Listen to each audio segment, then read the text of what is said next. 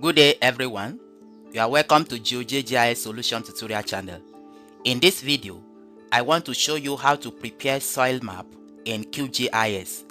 I'm going to show you step by step how to bring in the soil shapefile and how to view the category or categorization of soil in terms of texture and in terms of composition.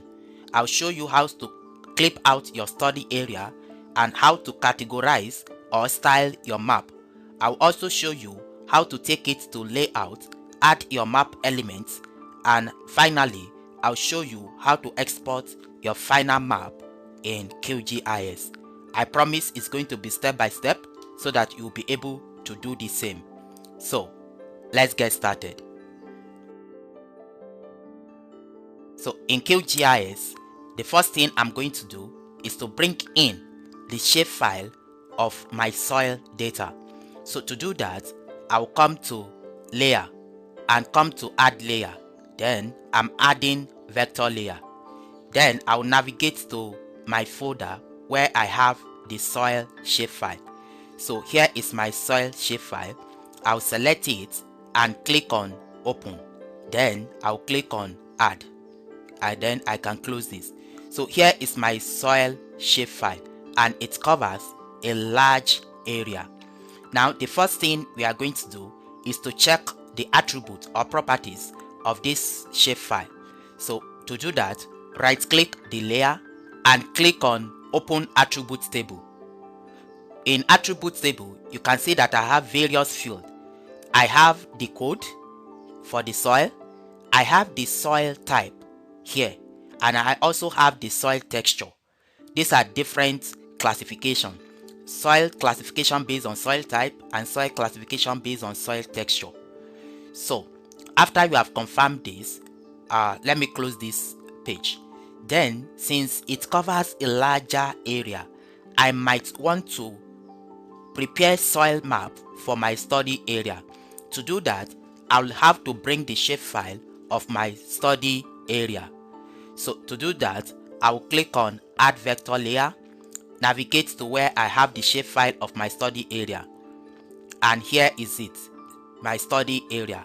Select it and click on open, then click on add. Close this page. So here is my study area.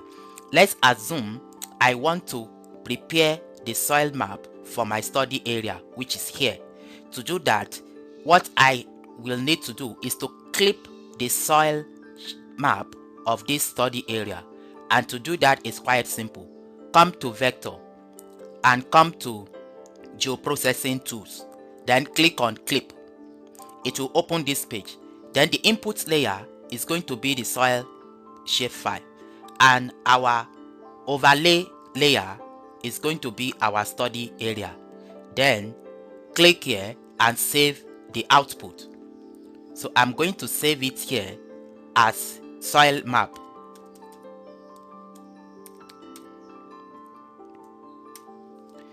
Then click on save and click on run.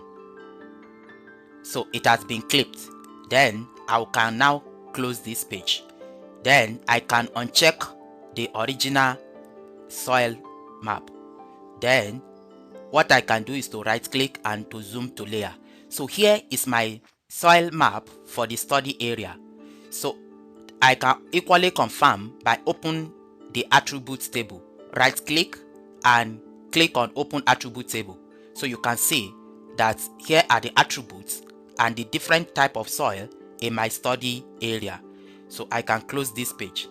Now what we need to do is to categorize each of the soil in this study area.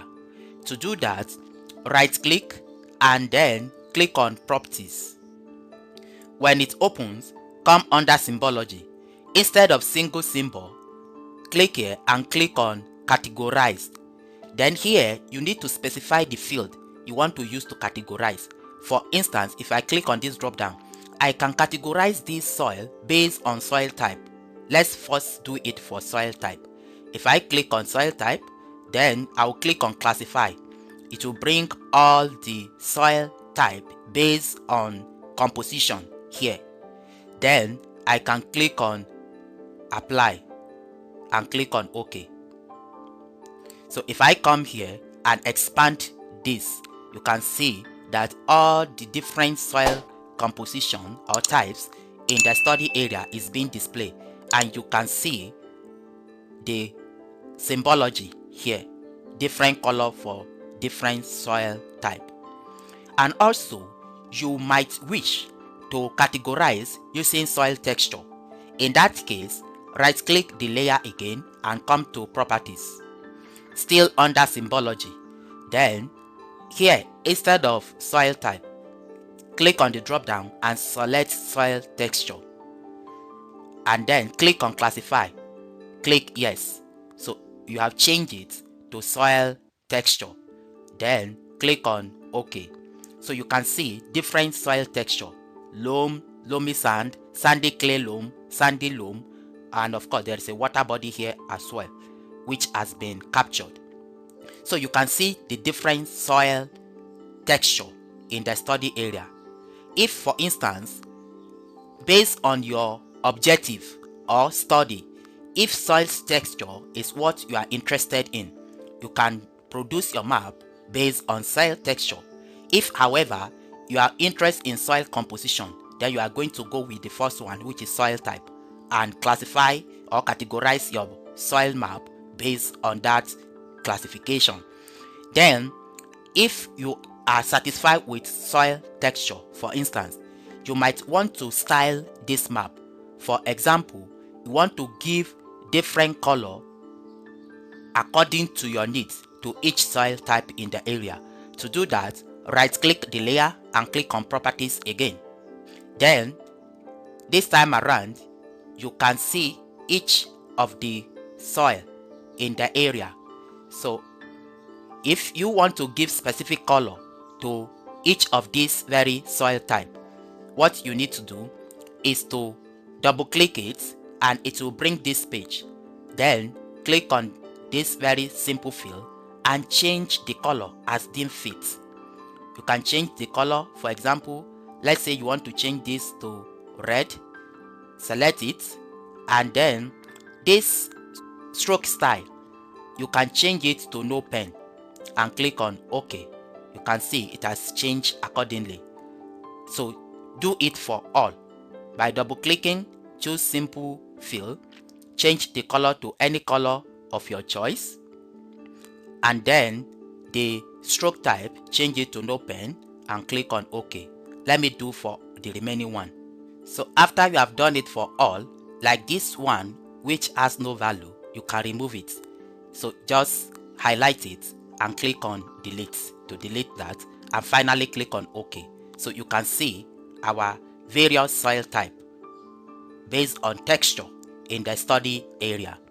Now after you have done this, you might want to take it to layout to add all your map elements, and to do that is quite simple. Just come to projects and then come to new print layout. When you click on it, you will be required to give a title. Let's just call it map for instance, and then click on OK. So this will open this page. So what we need to do is to add the map to this very layout. To do that, click on this add map icon and then come here and draw your map. So when you draw it like this and leave it, so it will capture your map. Now it has captured the map. It is time to add our map elements. To do that, come to this add items, click here, and then come, for example, you want to add legend, click on add legend and then draw your legend and leave it. You can see our legend has been added, and of course we can edit it. Then the next thing we want to add is the scale. If you want to add scale, come to add items, and here you can see add scale bar. Click and then draw your scale as deemed fit. So you can see we have added scale. Then the next thing we want to add the north arrow. To add the north arrow, come to add items, and here you can see add north arrow. Click and draw your north arrow here and leave it. So our north arrow has been drawn.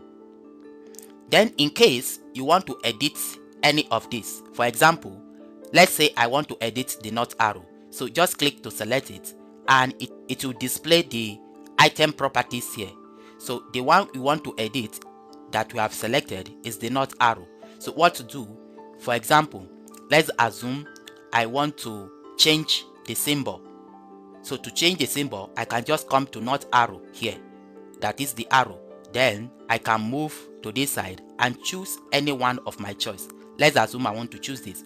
Once I click on it, it will capture it. So you can edit any of the elements you add. Then one of the most important thing in map element is grid lines. So to add your grid lines, come here, just click on your map. It will select the map. Once it's selected, come under this property and scroll down to grid. Here is grid. Click to expand it. Then click on this plus sign to add a new grid. So once it is added, select it and click on modify. When you click on modify, then you can select your grid type, whether you want it to be solid or you want it to be cross. You can do that, but for it to appear, you have to change the interval. So for example, if you want it the x interval to be 1 and y interval, let's say, to be 1 as well, and if you want to change it to cross, you can change it to cross like this. But if you want it to be solid, let's go with solid. So then if you look at it, let me click outside there. This is not yet done. What we need to do is to further edit it. So to further edit it, go back to that grid, and we are working on grid 1. Then click on modify. So we still need to modify this very grid. So scroll down and come to frame. This frame, you can see here the frame style has no frame. So choose a frame, whether you want it to be zebra, interior. Let's go with zebra. If I click on zebra, you can see it has put the zebra on my map. Then if I scroll down, I have to label it. To label it, I have to go down and come to this section called draw coordinates. If I click on draw coordinates, you can see it has drawn the coordinates. However, you can see some has shooted out, the one at the right and the one at the left. So we have to change the orientation to make it look proper. And additionally, there are other things we can do as well. So for example, the right one here, instead of horizontal, I will change it to vertical ascending, and you can see it has changed to vertical ascending. And the right left one, let's scroll down, and the one at the right, instead of inside frame, it should be outside frame. Outside, you can see it's outside. Then I'll change it to vertical ascending. You can see it here. So another thing I can do if I scroll up is that I can change the format. Here is in decimal degree. I might want to change it, for example, let's say to degree minutes. If I choose degree minutes, you can see it has changed accordingly. And if I want degree minutes seconds, here is it has changed accordingly. So this depends on you. And of course, you can also change the font size. To change the font size, just scroll down. Here you can see the font, and from here you can change your font size.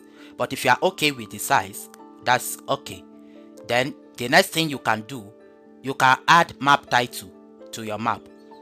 So you can do that if you wish to.